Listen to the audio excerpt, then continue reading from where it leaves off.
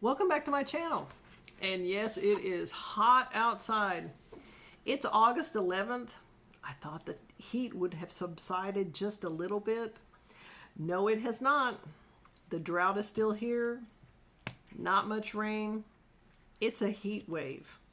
Now, the poor plants and the poor trees and the poor shrubs, and I don't do grass, so I don't care about grass. They're having a rough time. I contacted an arborist the other day and I said, okay, I know that there are certain guidelines during the drought, like when you're supposed to water and how much and everything else. And during this heat wave, I want to ask you, the arborist, in my area with the trees and shrubs and everything that I have, what is the best plan? Now I have 145-year-old oak trees on my property. I have shrubs. I have some, ground cover and this. I do not have much quote unquote grass. I don't do lawns. I don't like them. I don't see any reason for them because they waste my time and money and I'm just not going to water them. I don't water the grass that I have. And it makes it, that's great. If it doesn't, oh well. I have to mow it periodically, maybe twice a year. I ignore it. And unfortunately, it does really well. But I want permaculture where I can go out and I see garlic and herbs and berry vines, bushes, bay leaf bushes, things of that nature that most people would not recognize. Rosemary bushes, mint. I have carpets of mint, which is great. And yes, I walk on it because it's in a walkway and I always wanted that. So that's the way I set it up. So as you walk through, you walk on the mint and it smells like mint when you're walking on it because it breaks that leaf just a little bit. It doesn't hurt it. It always comes back. And even in this drought and this heat wave, the mint is growing and it is green. And I don't water it very much. So what did the arborist say? He told me, he looked up and he looked at the property and he said, okay, this is what I suggest you do.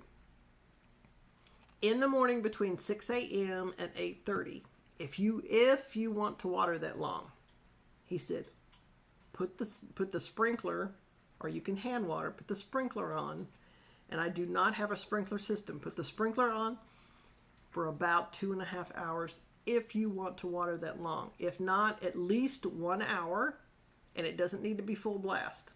Now, the issue with hand watering is, first you have to sit out there, and second, it doesn't cover as much area. You're squirting it in one area, or you may be sprinkling like you're a sprinkler. So you put the sprinkler on for an hour and a half, or an hour at least, or maybe 2.5 hours, once a week. And I stopped and I went, once a week? I said, I've been doing 2 hours every 3 days. And he goes, no. He said, I said, the trees some of the leaves are brown. Some of the leaves are falling off the trees. He said, are all the leaves off the tree? No. Okay, then you're fine. They're going to make it. They're 145 years old. They have a huge root system. They go into your neighbor's yards. You don't even realize it. I said, well, they're in the middle of the pasture. And he goes, well, they go pretty far out. They go down by the creek that you have and the pond and everything else. He said, you just don't know it. I said, okay. Because the neighbors are pretty far away.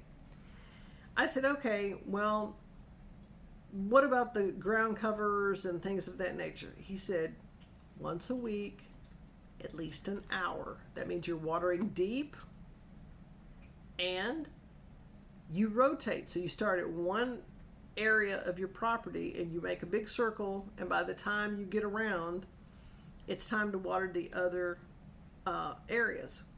So you make a circle, a foundation of the house, things of that nature. He said, you don't need to water. A lot of people, they come home and they water. It's the hottest part of the day and most of the water is evaporated and you're watering very hot soil or mulch. And he said it's just not good for the plants. Now, he's an arborist and I'm not, so I'm just passing on the information he gave me. And like I said, he's an arborist. I'm not. So I'm going to, and he looked up like the water bill and everything. He said, oh, yeah, you can cut back way back on that. He said, I'll come out to your place and we'll walk around. So he did. And he said, yeah, you're going to have, things are going to die. He said, holly bushes, believe it or not, this year are dying left and right. And I said, but these holly bushes have been here for 30 plus years. He said, yeah, well, we've never had a drought like this. He said, not even in 2011. He said, so also if you have bushes or ground cover or grass around a tree, the grass and the ground covers and everything else that sits around the tree is taking the water first from the tree. And I went, well, wait a minute. And he said, that's the way it is. Its roots grab things first, and your trees may not be getting enough water. That's why he suggested the 2.5 hours once a week. So you water deep, you water once a week.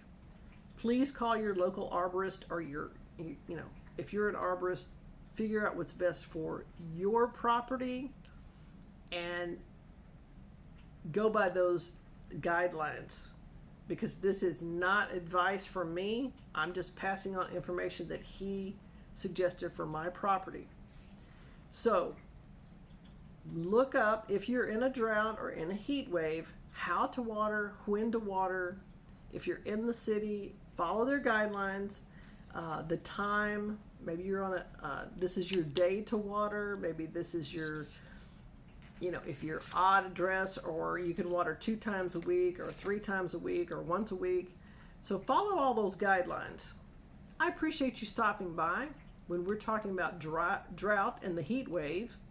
If you found some of these hints helpful that the arborist passed along to me, give me a thumbs up in the comments below.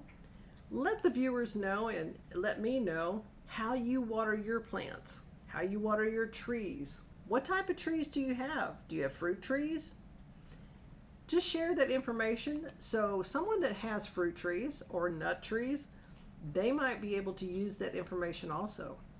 Again, thank you for stopping by, and I'll see you in the next video.